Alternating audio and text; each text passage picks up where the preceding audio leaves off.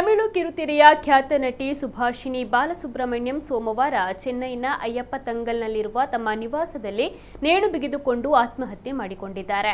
ಕೌಟುಂಬಿಕ ಕಲಹದ ಹಿನ್ನೆಲೆಯಲ್ಲಿ ನಟಿ ಈ ಕಠಿಣ ನಿರ್ಧಾರವನ್ನು ಕೈಗೊಂಡಿದ್ದಾರೆ ಎಂದು ಪ್ರಾಥಮಿಕ ತನಿಖೆಯಿಂದ ತಿಳಿದು ಬಂದಿದೆ.